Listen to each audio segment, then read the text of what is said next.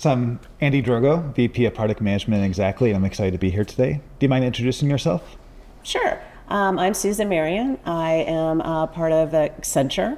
I'm a director of Total Rewards, specializing in bonus programs. Awesome. I'm sure most folks are familiar with Accenture, but do you mind just giving us a little bit of background on the business and kind of what your focus is on at Accenture? We are a very large consulting firm, so we roughly have about 820,000 employees on a global basis. Wow. Specializing in many facets, anything in consulting you can think of. Absolutely. And how long have you been there again? I've been there almost 13 years. 13 years. So you've seen a lot of change, I imagine, in that time. Oh, yes.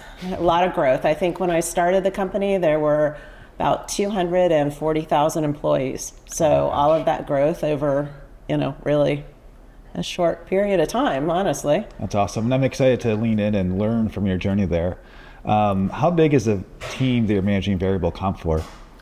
So currently we have about 16,000 participants on our sales plans.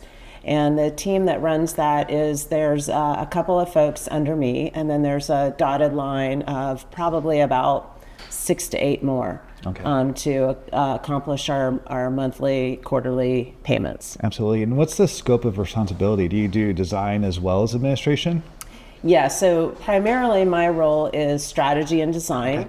Okay. As far as the lift and shift into the daily logistics, we have a hand in that, but we don't actually own that. We do own the tool and making sure that the processing happens, but there's another team that actually does that processing. That's 6 to 8 individuals that are in Argentina. Okay, got it. Awesome. And so what are some of the unique strategies and challenges of managing a professional services variable compensation program?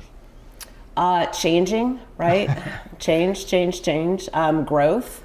Oftentimes we are growing by acquisitions. So we get all kinds of flavors of companies and people. So we're continually doing a lot of strategic guidance around onboarding and kind of how do we sunset their plans and bring them into our plans, and it doesn't always mean a one size fits all. Yeah. So there's a lot of play there. Do you have like a general philosophy or roadmap of how you integrate those plans? Is it typically let them run independently for a time period, or do you try to aggressively reposition them? It's a mix. It depends. Sometimes if we get an acquisition that is more in line with what we do, we will bring them over onto our plans right away. That's rarely the case. Often they're very different, and we do give them time to onboard. It can be anywhere from 18 months to sometimes 3 to 4 years, depending upon if it's an offering that we are familiar with selling, if we have that expertise, or if we don't.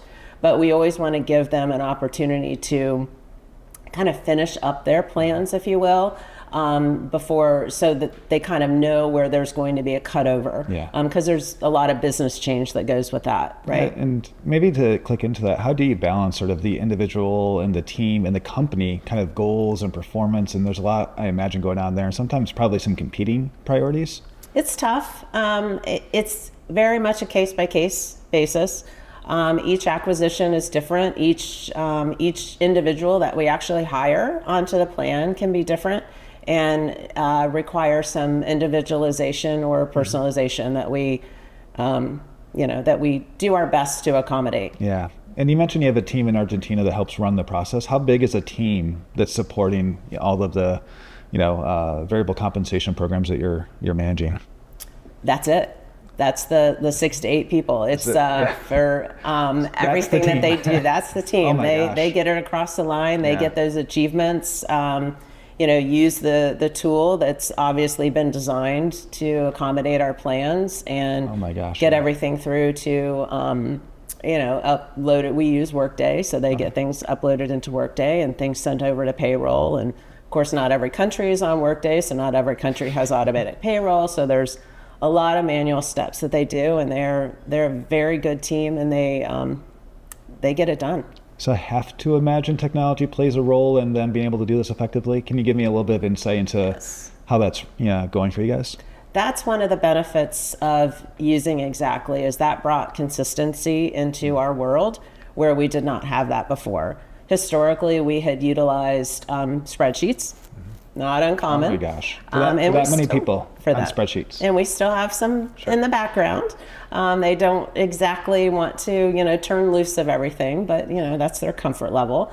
And it's really brought the ability to pay on a timely basis, for all of these people on a monthly basis, and brought the consistency as well. Yeah, and so are there particular features that have really enabled that, and where have you seen successes thus far? I think that the biggest thing is having the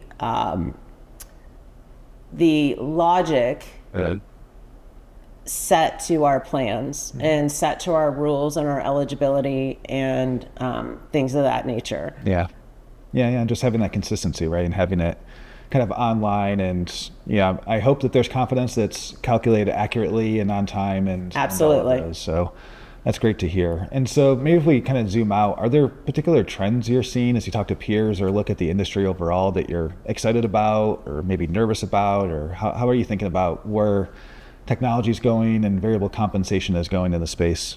I think the biggest trend that's taking place right now is in the AI world. Yeah. So probably not anything that you haven't heard before, but we need to solve for that. So, what does sales look like in that space? How do we pay people? Is that an offering that's, going to have a different value?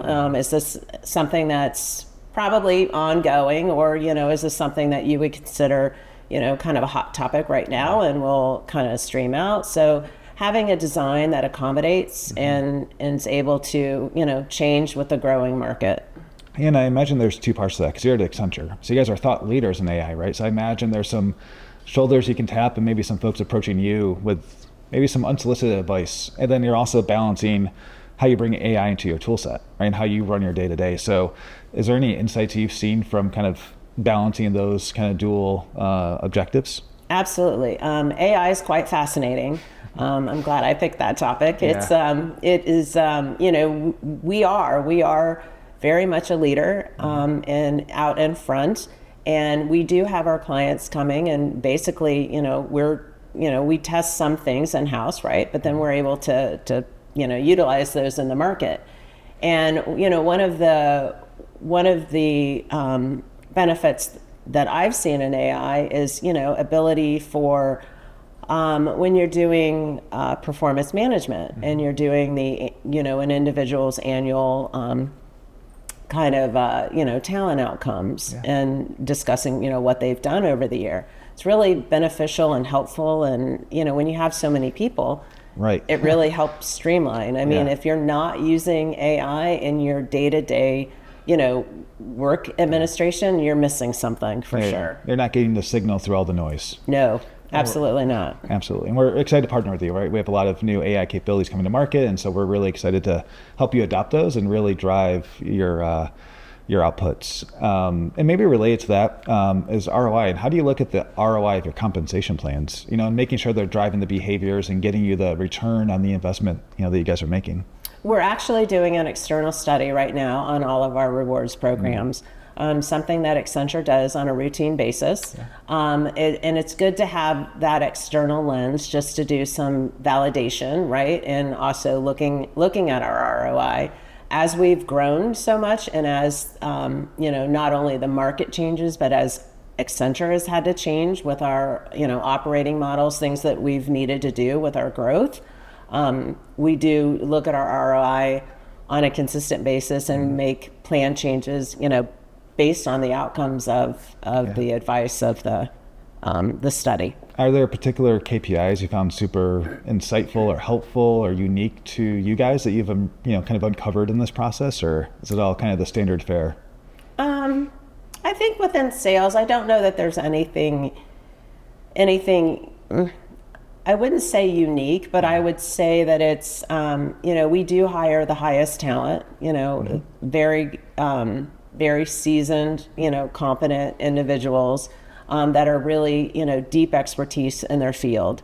And I think that's one of the things that sets us apart, because, even though we have 820,000 employees, we're still very streamlined in what we do. And the amount of employees that we accomplish it with.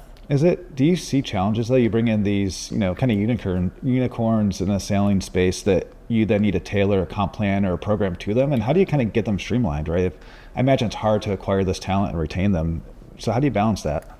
It is. So for every acquisition that we do, there are business cases that are put together. And essentially there are checks and balances along the cycle of that business case to make sure that, we have retained the people. We, of course, identify folks up front of, who must we retain, who's going to, what's going to fall apart if these folks leave, and tailor, performance and rewards to that. Yeah.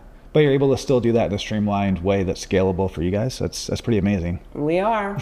With a team of 6 to 8 folks, and that's incredible. It's amazing, but we do get it accomplished. Yeah. So if you were to talk to peers in the space that maybe are still on a manual system and haven't adopted a ICM platform yet, what kind of advice would you give them? Oh, I would ask them to call. I mean, it's one of the best things that we've done.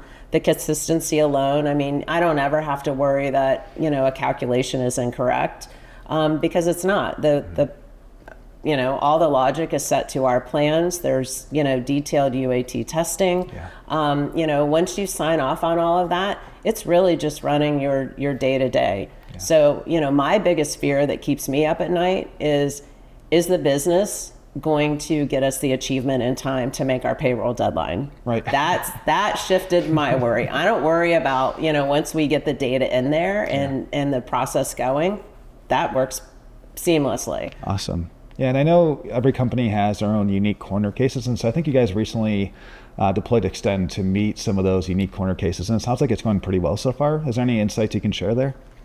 I wish we would have built that in from the very beginning.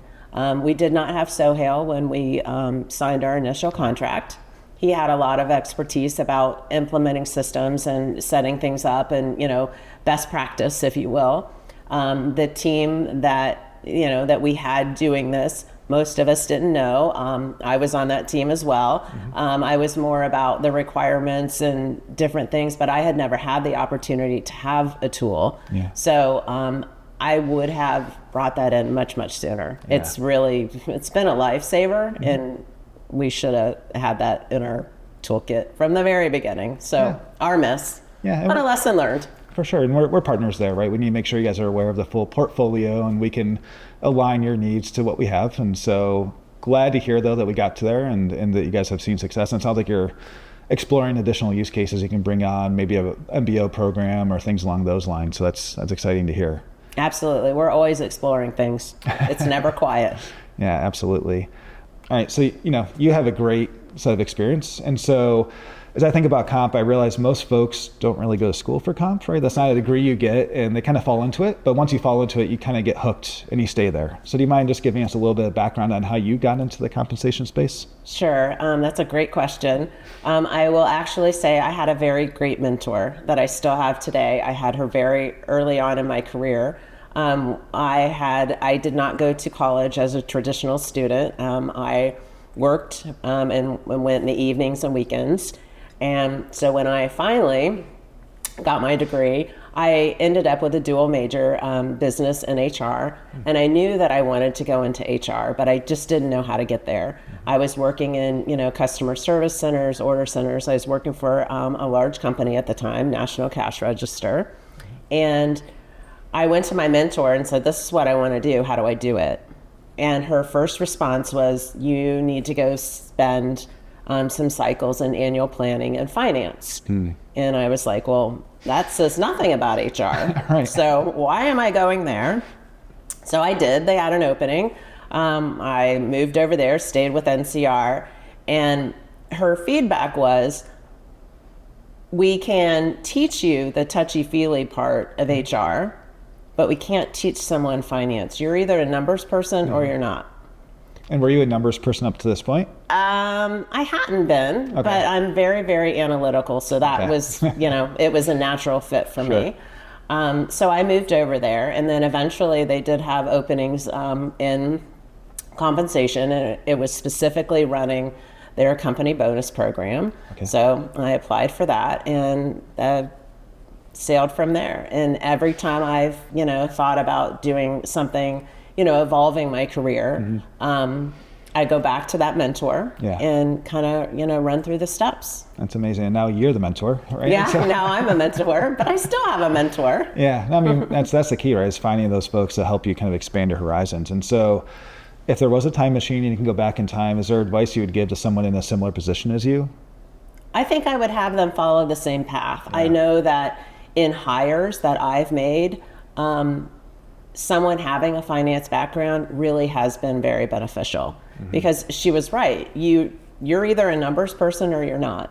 You're either into the math or you're not. So, and it's a lot about the numbers. I mean, even the calculations, you just want to validating. You have to understand. So you have to understand all that logistics behind it, and accruals and strategy and design. And it really plays a very big part. So I would get a mentor. If you want to go into comp, a cycle in planning is very good. Yeah.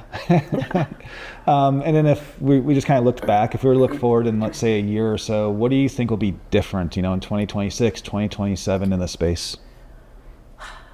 I think that we will still be evolving in AI. Yeah. I think we've just scratched the surface. I think there's a lot left to go. And I think we'll still be, evolving with that. Yeah, absolutely. I think to your point, it'll be an evolution, but I feel as though like if we fast forward maybe 10 years from now, we'll be in a completely transformed space, but it'll happen kind of incrementally up until that point, kind of, step by step. So it's been great, to get to talk to you, and I really appreciate you sharing your knowledge with everyone, and, thank you very much. Happy to. Thank you very much.